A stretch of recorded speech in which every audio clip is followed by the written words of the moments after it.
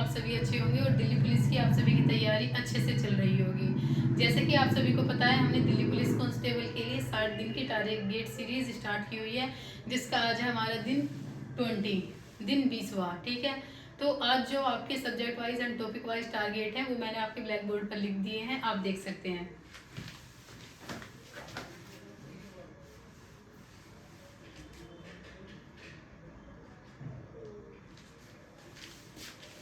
तो आज आप हिस्ट्री में जो पढ़ेंगे वो आपका चैप्टर है मध्यकालीन भारत का स्वतंत्र प्रांतीय राज्य।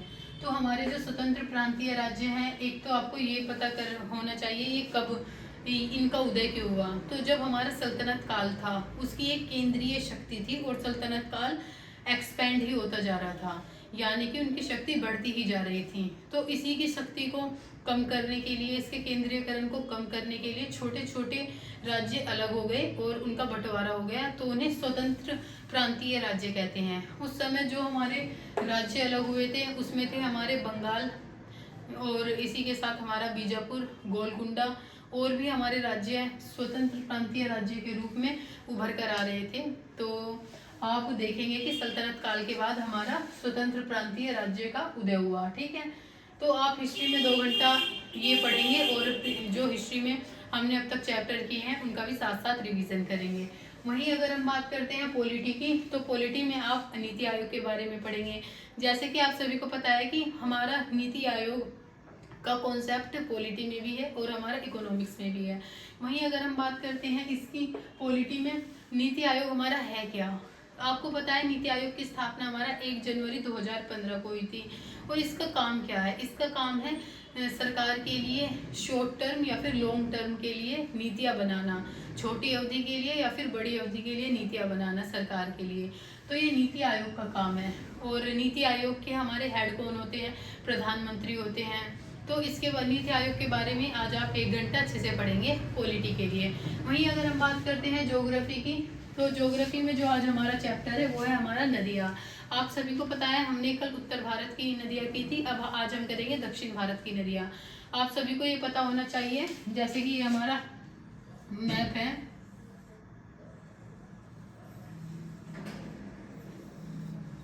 ठीक है।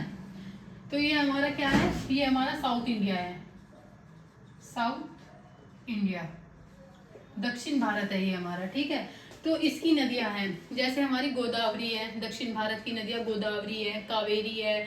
वहीं अगर हम बात करते हैं हमारी महानदी भी है, तुंगभद्रा भी है, और ये हमारी दक्षिण भारत की नदियां हैं। अगर हम बात करते हैं गोदावरी की, तो गोदावरी दक्षिण भारत की सबसे बड़ी नदी है।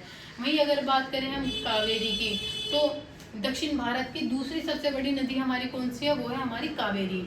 ठीक है, और हमारी महानदी जो है, महानदी भी दक्षिण भारत की नदी है और वो हमारी बंगाल की खाड़ी में जाके गिरती है, बंगाल खाड़ी में।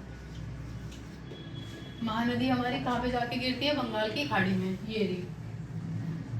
ये महानदी है हमारी। ठीक है, तो तुंगभद्रा भी हमारे दक्षिण भारत की नदियां हैं। तो आप दक्षिण भारत की नदियों के बारे में अच्छे से पढ़ेंगे। ठीक है, 1 घंटा, जैसे कि कल आपने उत्तर भारत की नदियों के बारे में पढ़ा था।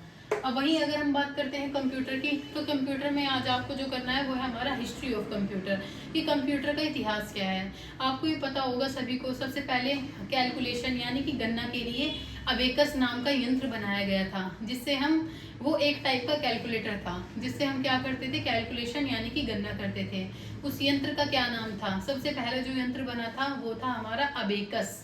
इससे हम क्या करते थे, गणना करते थे। आपको समझ आ गया होगा। ठीक है, वहीं इसी के साथ हमारा कंप्यूटर का विकास यानी कि डेवलपमेंट होता गया। इसके बाद हमारा ट्रांजिस्टर, इंटीग्रेटेड चिप, ठीक है, ये हमारे सारे के सारे डेवलपमेंट एक के बाद एक आती गई और फिर कंप्यूटर का विकास चलता रहा। तो आप कंप्यूटर की हिस्ट्री के बारे में पढ़ेंगे अच्छे से 1 घंटा।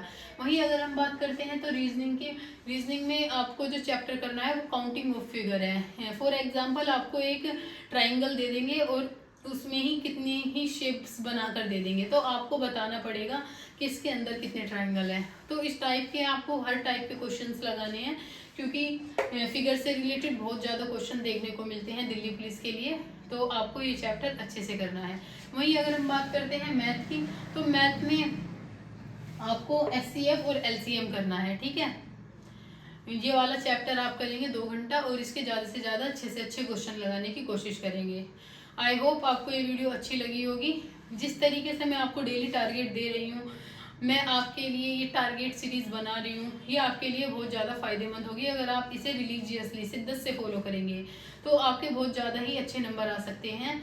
आपको कंसिस्टेंट रहना है, क्योंकि consistency is the key of success. ठीक है, आई होप आपको ये वीडियो अच्छी लगी होगी। मुझे यूट्यूब पर सब्सक्राइब करें एंड इंस्टा पर फॉलो करें। थैंक्स।